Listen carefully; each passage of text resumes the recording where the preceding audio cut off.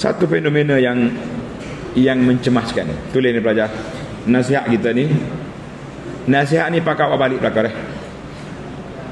Orang baik-baik, Tok Haji, Tok Lebar, Tok Imam, Ustaz ada belakang.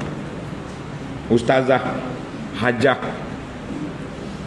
Tapi dalam bab nak jaga aurat ni, lengan ni, boleh katakan ramai orang gagal di sini. Gagal. Tak tahu sebab apa. Sebab dia nak tayarkan gelar dia besar ke. Nah, kalau buka tutup gelar ni, orang tak nampak gelar dia tu. Lepas tu buka. Aurat kita, wanita muslimah, boleh buka muka dengan tangan sampai pergelangan tangan sini. Sampai pergelangan tangan. Jadi anak duk perhati tengok, di antara benda yang tidak baik, orang baik tapi amalan tak baik.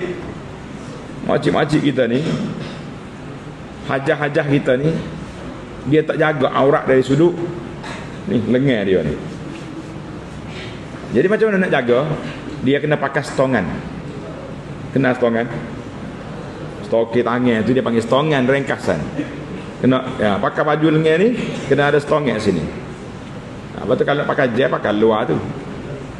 Jadi hati-hatilah kita.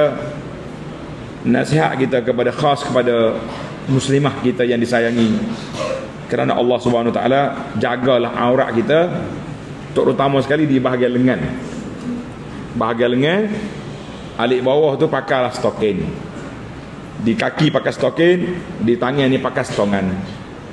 Kalau tidak, baik setara mana pun makcik haji, hajah, kita masih lagi mendedahkan aurat kita kepada publik, kepada orang ramai.